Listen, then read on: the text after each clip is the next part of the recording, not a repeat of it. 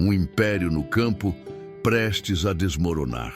Assim se desenhava o destino de Augusto Tavares.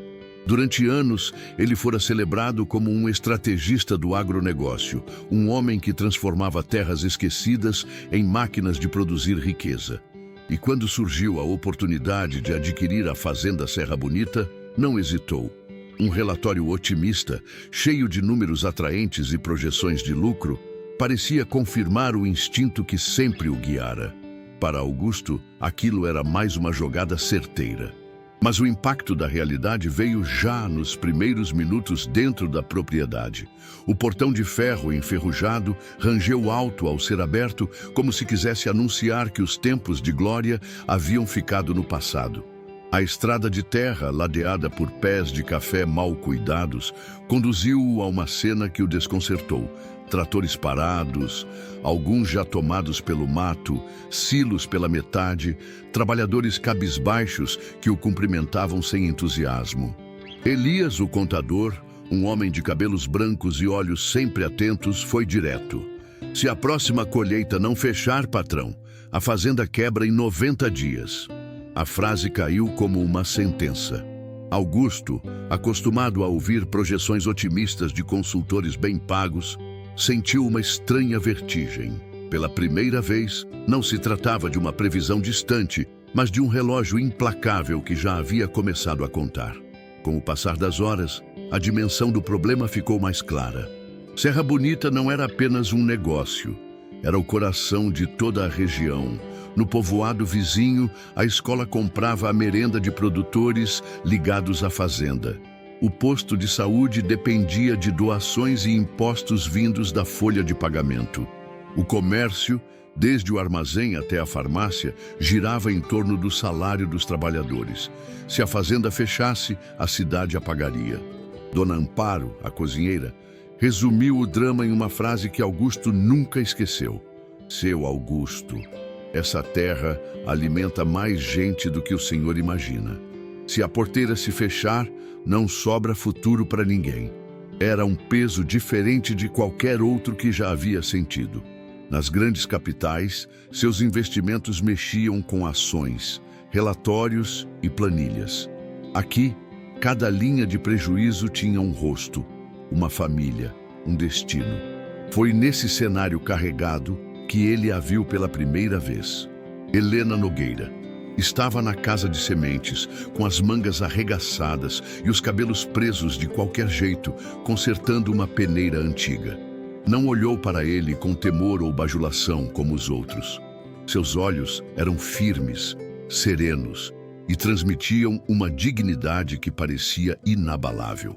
Helena falava pouco, mas cada palavra parecia carregar um significado maior. Ao perceber uma infiltração no alicerce do casarão, comentou de passagem: "A terra anda respirando debaixo da casa." Augusto não entendeu de imediato, mas anotou mentalmente a observação. Era como se ela enxergasse coisas que os outros ignoravam. Ele reparou em outro detalhe.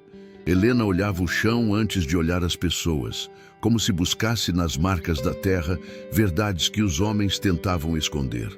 Naquele instante, o milionário percebeu algo que não esperava.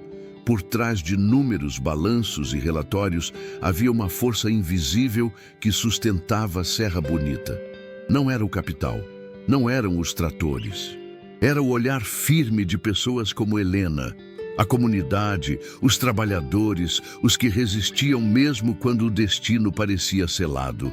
E Augusto sentiu, pela primeira vez em muitos anos, que estava diante de algo maior do que um investimento. Estava diante de uma escolha moral. E antes de seguirmos adiante, se essa história já mexeu com você, não esqueça, deixe seu like agora mesmo, inscreva-se no canal e ative o sininho para acompanhar cada capítulo desta trama. Compartilhe este vídeo com quem acredita que coragem e dignidade ainda podem mudar destinos. E no final, quero ver seu comentário. Diga de onde você fala e o que achou deste começo. O segredo sombrio que ronda a fazenda. Desde os primeiros dias em Serra Bonita, Augusto Tavares percebera que havia algo estranho na atmosfera da fazenda. Não era apenas a crise financeira ou a dependência da comunidade. Havia uma sombra mais profunda, uma espécie de temor coletivo que não se explicava em números ou relatórios. Era como se todos carregassem um segredo e o silêncio fosse a única forma de sobrevivência. Os boatos de maldição corriam no povoado como vento em tarde seca. Velhos cochichavam que a terra estava condenada desde tempos antigos. Jovens comentavam com nervosismo que nada prosperava desde que o pai de Helena desaparecera em circunstâncias misteriosas. Para cada safra perdida, surgia uma nova teoria mística. Castigo divino, dívidas com o passado, espíritos vingativos. Mas Augusto, homem de negócios, não aceitava explicações fantasmagóricas. Ainda assim, não podia negar. As contas não fechavam. Foi numa tarde abafada que Augusto teve a primeira pista concreta. Ao tentar conversar com os peões, encontrou olhares fugidios e respostas curtas. Zé Tico, o vaqueiro mais antigo, quase abriu a boca para falar sobre algo que envolvia o pai de Helena. Mas antes que pudesse completar a frase, surgiu Silas Braga, o capataz, alto, voz seca, sempre com um cigarro no canto da boca. Silas lançou um olhar tão duro que bastou para calar Zé Tico. O silêncio que se seguiu foi tão denso que Augusto sentiu na pele. Havia um pacto, e Silas parecia ser o guardião dele. Na tentativa de derrubar superstições, Augusto trouxe tecnologia. Drones sobrevoavam os talhões. Estações climáticas enviavam relatórios em tempo real. Engenheiros elaboravam planilhas repletas de dados. Mas os números só aumentavam o mistério. Enquanto determinadas áreas da fazenda prosperavam, outras, logo ao lado, apresentavam quedas abruptas e inexplicáveis na produção. Não fazia sentido. O clima era o mesmo. O solo era similar. Era como se uma mão invisível escolhesse quais talhões deveriam fracassar. Foi a engenheira Aline quem ousou dizer o que todos evitavam. A compactação do solo em algumas faixas não era natural. Eram marcas de máquinas pesadas passando repetidamente em horários proibidos. Augusto revisou registros e percebeu que orímetros e relatórios de rotas estavam adulterados. A verdade começava a se insinuar. Não se tratava de má sorte, tampouco de maldição. Alguém estava sabotando a Serra Bonita. Mas as respostas não vinham apenas da tecnologia. Naquele casarão antigo, havia mais mistérios do que paredes úmidas. Uma noite, movido pela observação de Helena sobre a infiltração nos alicerces, Augusto decidiu explorar o porão. Desceu a escada rangente com uma lanterna em mãos, sentindo o cheiro de mofo e madeira podre. Entre caixas esquecidas e móveis abandonados, encontrou algo inesperado, um caderno grosso de couro coberto por poeira. Ao abri-lo, deparou-se com anotações minuciosas feitas décadas atrás. Eram curvas de nível desenhadas à mão, projetos de barraginhas, cálculos de contenção de erosão, setas azuis marcando cursos d'água. No alto da capa, lia-se uma inscrição que arrepiou Augusto. Servidão de Água, 1978. Aquilo não era apenas um diário técnico. Era um registro de domínio, de disputas antigas por um recurso vital. Folheando mais páginas, encontrou um mapa. Nele, um X marcado sob a velha gameleira, árvore centenária que se erguia imponente no alto da fazenda. Era como se aquele símbolo indicasse não apenas um ponto geográfico, mas o coração de um segredo enterrado havia décadas. E diante desse achado, Augusto compreendeu que a maldição da fazenda talvez tivesse outro nome. A cada pista, ficava mais claro que a desgraça da Serra Bonita não vinha do sobrenatural, mas de mãos humanas, interessadas em ver o império ruir. E antes de seguirmos para a próxima revelação, quero pedir a você que acompanha essa narrativa. Deixe seu like, inscreva-se no canal Ative o sininho das notificações para não perder os próximos capítulos e compartilhe este vídeo com quem acredita que a verdade sempre encontra um caminho para emergir. No final, comente de onde você fala e diga o que está achando desta história. Ele, milionário. Ela, filha do homem certo no lugar errado. O coração de Augusto Tavares sempre fora blindado por números e negócios. Mas na Serra Bonita, descobriu que havia batalhas que não se ganhavam com cifras. A presença de Helena Nogueira crescia em silêncio. Não era feita de gestos grandiosos nem de promessas, mas de uma força discreta, quase invisível, que se revelava no trabalho árduo, na serenidade de quem conhecia a terra pelo cheiro e no olhar firme que nunca se deixava intimidar. O que começara como um respeito cauteloso transformou-se em algo mais. Augusto a observava nos intervalos, consertando ferramentas, cuidando de sementes, caminhando entre fileiras de café com a mesma naturalidade de quem caminha dentro de casa. O afeto nascia ali, no não dito, no espaço entre frases curtas. Mas enquanto entre eles florescia algo genuíno, do lado de fora crescia o veneno da maledicência. No clube da cidade, a elite local não perdoava. Cochichos percorriam os corredores, acompanhados de olhares de desprezo. Ele perdeu o juízo por uma peoa, murmuravam. Para aquela gente, um milionário deveria se unir a alguém de seu próprio círculo, não a uma mulher de mãos calejadas. Entre risadas discretas, Roberto Valença, rival de Augusto nos negócios, saboreava a oportunidade. Para ele, um coração distraído era um coração vulnerável, e todo enfraquecimento de Augusto significava espaço para avançar. Enquanto os rumores se espalhavam na fazenda, conversas silenciosas aproximavam cada vez mais Augusto e Helena. À beira do açude, em noites de lua alta, Helena falava de algo que inquietava sua memória. A água sumia durante a madrugada e reaparecia ao amanhecer. A terra respira, dizia com simplicidade, mas alguém anda sufocando esse fôlego. As palavras dela ecoavam na mente de Augusto, que se lembrava das anotações encontradas no caderno antigo.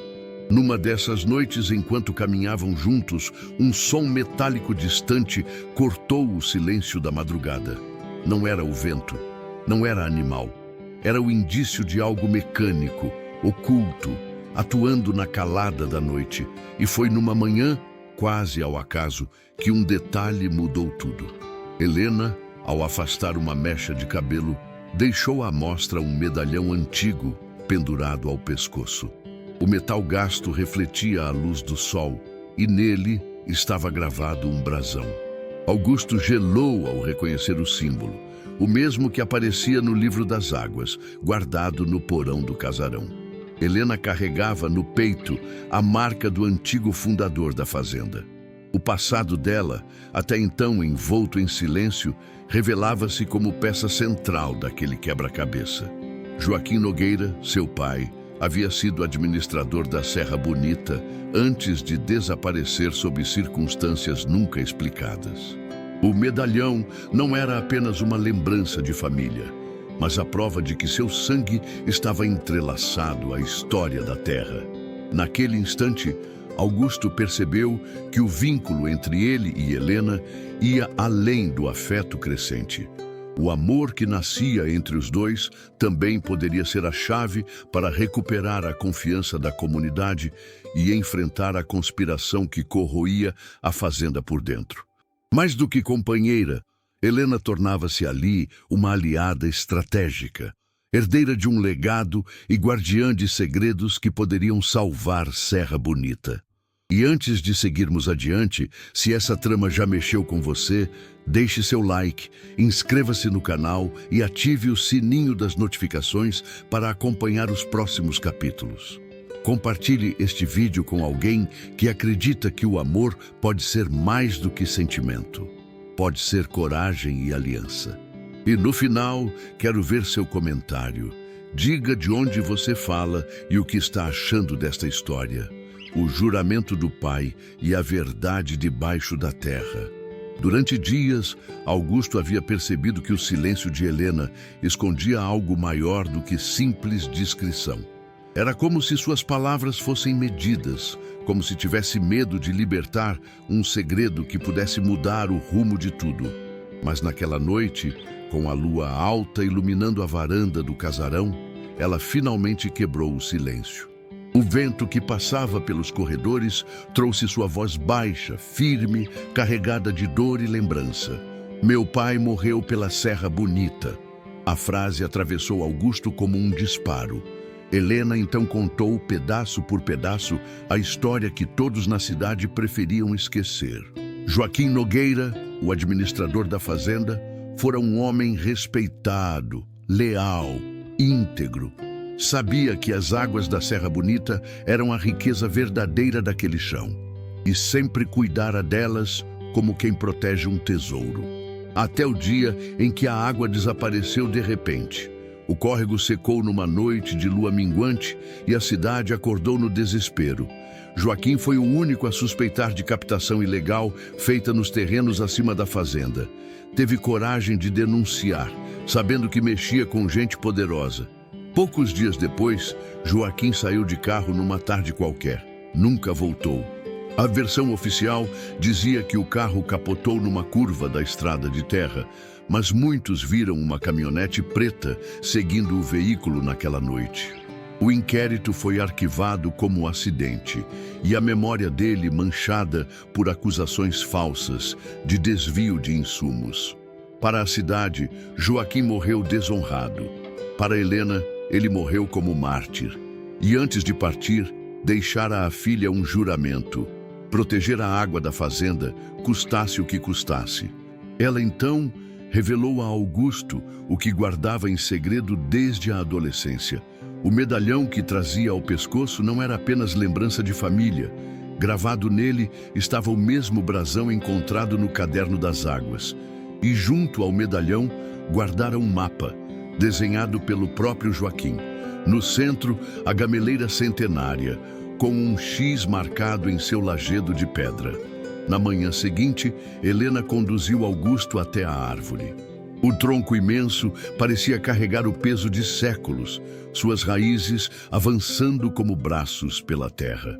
Helena ajoelhou-se ao pé da gameleira, afastou folhas e pedras e encontrou a fenda quase invisível.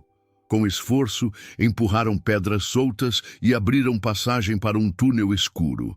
O ar era úmido e o som da água, abafado, ecoava lá dentro. Lanternas em punho entraram na galeria subterrânea. As paredes eram formadas por pedras encaixadas com precisão artesanal. Pequenas caixas de captação conduziam a água da chuva para infiltrar lentamente no lençol freático. Era uma obra engenhosa, muito à frente de seu tempo, criada para garantir que a fazenda nunca sofresse com secas prolongadas.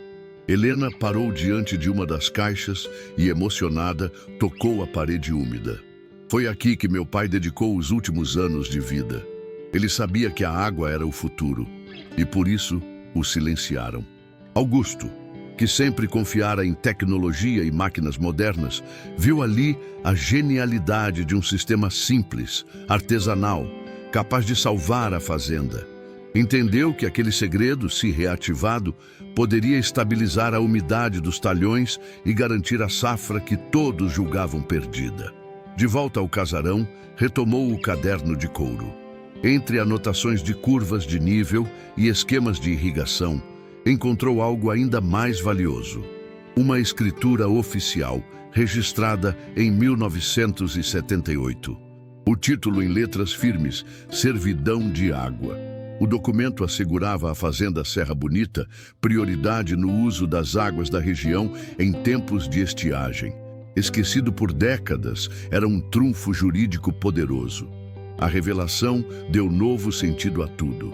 O acidente de Joaquim, os boatos de maldição, a sabotagem silenciosa. Não eram forças invisíveis. Eram mãos humanas, interesses ocultos, gente disposta a matar para controlar a água. Naquela noite, sentado diante da lareira com o caderno nas mãos, Augusto sentiu o peso de uma herança que não era sua, mas que agora fazia parte de seu destino. Helena, ao seu lado, carregava não apenas a dor da perda, mas a coragem de quem jurou proteger um legado. E Augusto entendeu que já não estava sozinho. Mais do que um romance, nascia uma aliança. O passado dela era a chave para o futuro da Serra Bonita. E juntos, talvez, pudessem não apenas salvar uma fazenda, mas redimir a memória de um homem injustiçado. E antes que avancemos, se essa história já tocou você, não esqueça, deixe seu like, inscreva-se no canal, ative o sininho para acompanhar os próximos capítulos e compartilhe este vídeo com quem acredita que a verdade sempre ressurge. No final, comente de onde você fala e o que está achando desta trama. O sabotador mora no quintal. Desde que pisara em Serra Bonita, Augusto ouvira falar de má sorte, de safras fracas, de uma maldição que rondava aquelas terras. Mas agora, a cada passo, ficava evidente. O inimigo não era invisível. Tinha carne, osso, placa de caminhonete, cheiro de fumaça de cigarro barato e mãos dispostas a sujar o solo para transformá-lo em pó. O primeiro golpe veio com a descoberta de Aline. Meticulosa, ela passara horas analisando filtros de irrigação. Quando trouxe os resultados, o ar do escritório pareceu pesar. Biocida, disse apontando para o pó esbranquiçado em um vidro. Não em dose letal, mas suficiente para reduzir a produtividade. Um veneno calculado que não deixava rastros óbvios, mas corroía planta a planta, safra a safra. Era um ataque silencioso. Augusto, incrédulo, percebeu que não enfrentava o acaso, mas um inimigo com estratégia. Uma sabotagem lenta é mais perigosa que um desastre único, murmurou Elias, o contador, que acompanhava a reunião. A conclusão era clara. Alguém estava dentro da porteira, trabalhando contra a própria terra. Enquanto Augusto tentava compreender o alcance da sabotagem, as conversas na cidade fervilhavam. No clube social, entre taças de vinho e risos abafados, as elites cochichavam sobre o novo dono da Serra Bonita. Ele perdeu o juízo. Apaixonou-se por uma peoa e agora vai entregar tudo de bandeja, zombavam. Em meio a esse coro, um homem permanecia em silêncio calculado. Roberto Valença.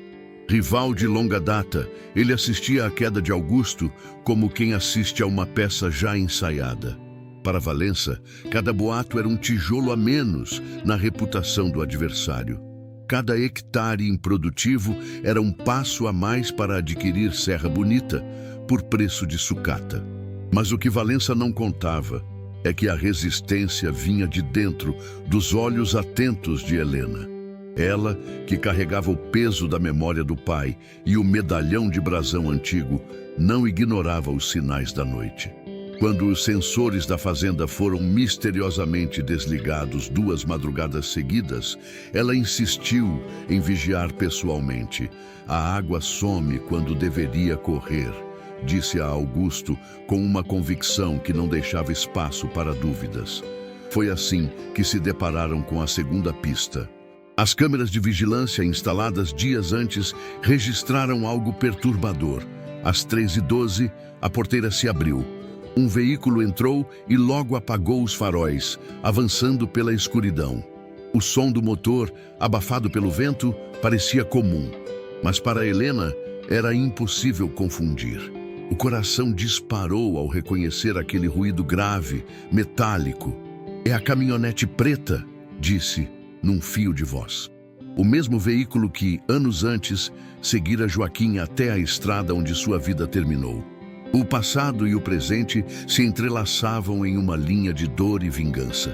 E se ainda havia dúvidas sobre a ligação entre a morte do pai e a ruína da fazenda, elas se dissiparam na madrugada seguinte. Naquela noite, Augusto e Helena se posicionaram perto da comporta secundária, onde as anotações antigas de Joaquim apontavam irregularidades. O vento soprava seco e o silêncio era tão denso que qualquer som parecia gritar. Foi então que ouviram um estalo metálico, seguido de um giro compassado. Aproximaram-se devagar. E a cena surgiu diante deles. Sob o luar prateado, um homem manipulava a chave catraca da comporta. Era Silas Braga, o capataz, o mesmo que calava os peões, que surgia sempre que o passado era mencionado. A máscara caiu de uma vez. Silas! A voz de Augusto ecoou como aço. O capataz se virou surpreso, os olhos faiscando em ódio e medo. Tentou inventar desculpas, mas o flagrante era incontestável. Estava manipulando a vazão da água, sufocando a fazenda com as próprias mãos. Helena, firme, deu um passo à frente. Meu pai morreu por causa dessa água. Você sabia, não sabia? Silas hesitou, mas a hesitação durou pouco. Como animal encurralado, largou a catraca e correu mata adentro. Augusto avançou, mas o terreno irregular dificultou a perseguição. Quando o silêncio voltou, apenas um objeto restara no chão. Helena se abaixou e pegou. Era um chaveiro de metal, pesado, brilhando à luz da lua. Gravado nele, o brasão da família Valença. A cena deixou Augusto atônito. Agora, não havia dúvida. Roberto Valença era o mentor da sabotagem. E Silas, o braço interno que vendia a dignidade por um punhado de moedas. O inimigo que todos procuravam fora da porteira estava, na verdade, dentro do quintal. A descoberta incendiou a comunidade. O boato de maldição perdeu força. No lugar, cresceu a indignação. Os rostos cansados dos trabalhadores, antes resignados, agora exibiam centelhas de revolta. Se ele pensa que vai levar a Serra Bonita como sucata, está enganado, disse Dona Amparo, a cozinheira, com a firmeza de quem defendia não apenas um emprego, mas a própria casa. Para Augusto e Helena, a batalha mudara de terreno. Já não se tratava de decifrar mistérios ocultos ou de combater sombras. Agora havia provas, nomes, símbolos. A guerra deixava o campo do místico e entrava no campo do jurídico, do policial, do concreto. E assim, em meio ao cheiro de terra seca e ao peso da traição, nascia uma certeza. A Serra Bonita não estava amaldiçoada, estava sendo sabotada. E a justiça finalmente começava a ter nomes e CPF. E antes de seguir, peço a você que está acompanhando esta história. Deixe seu like, inscreva-se no canal, ative o sininho das notificações para receber os próximos capítulos e compartilhe este vídeo com quem acredita que a traição sempre será desmascarada. No final, comente de onde você fala e o que está achando desta trama. Quando o coração da terra volta a bater, o cerco parecia fechado, mas pela primeira vez em meses, havia luz no horizonte. Augusto Tavares tinha em mãos duas peças que mudariam o jogo. O caderno de Joaquim Nogueira, com o mapa das galerias subterrâneas e, principalmente, a escritura de servidão de água registrada em cartório em 1978. Aquilo não era superstição, não era teoria, era lei. Com esses documentos, ele acionou o cartório da comarca e levou o caso diretamente ao Ministério Público, denunciando a captação ilegal que sufocava a Serra Bonita. Enquanto o caminho jurídico era traçado, no campo nascia uma mobilização inesperada. Helena tomou a frente de um mutirão. Sob o sol ardente, trabalhadores, jovens da escola, até Dona Amparo com suas panelas improvisadas para alimentar a equipe, todos se uniram. O objetivo era claro: reativar as galerias subterrâneas desenhadas por Joaquim e experimentar um plantio emergencial com variedades crioulas guardadas em segredo no pequeno banco de sementes deixado por ele. O tempo, porém, era inimigo implacável. Restavam apenas 24 dias até a janela de chuvas leves que definiria a florada e o pegamento das vagens. Se perdessem essa chance, nada salvaria a safra. As cenas daquele esforço coletivo entraram para a memória da fazenda. Zé Tico, o velho vaqueiro, levantava pedras ao lado de rapazes que nunca haviam sentido o peso da enxada. Meninas da escola ajudavam a separar sementes, embalando-as com cuidado. Aline coordenava a reinstalação dos sensores de umidade, anotando cada variação no solo. Augusto, que antes só sabia comandar de planilhas, agora carregava sacos de pedra nos ombros, sentindo o peso físico do trabalho. A cada dia, a comunidade inteira parecia mais dona da própria salvação. Foi nesse ambiente de suor e esperança que surgiu a descoberta mais inesperada. Ao abrirem a galeria principal, sob a gameleira centenária, encontraram uma manilha antiga, lacrada, com inscrições corroídas pelo tempo. No centro, 3 letras gravadas em ferro: JN. Helena ajoelhou-se, os olhos marejados. Joaquim Nogueira. O nome de seu pai estava ali, selando uma obra escondida por décadas. O problema é que a manilha tinha uma fechadura estranha, sextavada, impossível de abrir com ferramentas comuns. Augusto, frustrado, preparava-se para buscar reforços quando Helena instintivamente levou a mão ao peito. O medalhão, o mesmo que herdara de Joaquim, carregado como lembrança e símbolo de resistência. Augusto olhou para ela, compreendendo antes que as palavras viessem. O colar não era apenas memória, era chave, literal e simbólica. Com as mãos trêmulas, Helena encaixou o medalhão na abertura da manilha. O metal rangeu, resistiu, até que um estalo ecoou no túnel. A comporta secreta cedeu. E, naquele instante, o subterrâneo suspirou. Um jorro de água cristalina percorreu as caixas de captação, encharcando o solo seco. Os sensores registraram o aumento do fluxo. Lá em cima, nos talhões que antes murchavam, a terra começou a respirar de novo. O coração da Serra Bonita batia outra vez, mas não era apenas a fazenda que se renovava. As câmeras instaladas por Augusto ao longo do córrego captaram o flagrante decisivo. As bombas clandestinas de Roberto Valença sugavam a água em plena madrugada, contrariando a servidão de 1978. As imagens mostravam funcionários manuseando as tubulações ilegais.